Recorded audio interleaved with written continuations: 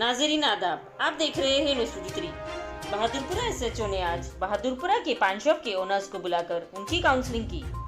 बहादुरपुरा के इलाके में अगर कोई गुटखा या जर्दा बेचेगा तो उन डब्बे वालों पर कानूनी कार्रवाई करते हुए एक केस दर्ज किया जाएगा।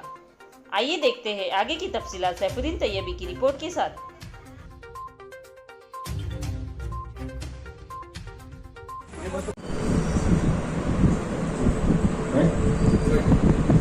आज पहले मीडिया वालों को गुड आफ्टरनून।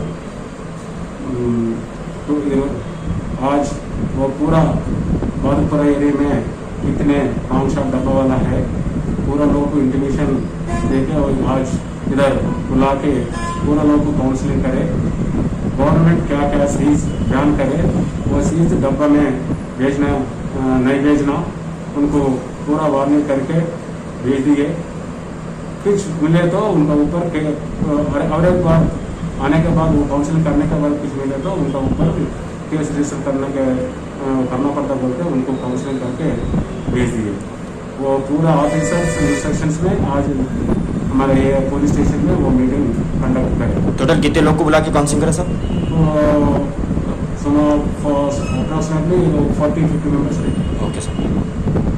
और सर ये रात में जो है दुकाना बंद करने के लिए कभी 11 बजे कभी 12 बजे क्लोज करा रहे बोलते तो एक्चुअली टाइमिंग क्या है दुकाना क्लोज करने की रात में? ऑर्डर्स 12 तक नहीं थी तो दूसरा वाला को 11 तक वो बंद था। पहले बुला के एक 20 आदमी बोल देने का मेरा काम है बोलते तो आप दूसरे को लोगों बुला के ड्यूटी पे करो। ये चीज़ बंद है, ये चीज़ नक्सुबे थे मेरे एरिया में कल गिरो ये केसेस नहीं होना दूसरी जगह जैसे FIR कर रहे केस हम मालूम है आपको? मैं कहीं को बुलाया पुलिस वाला फोन में आकर बात करने वाला है क्या बोला कैसा आपको काम होता है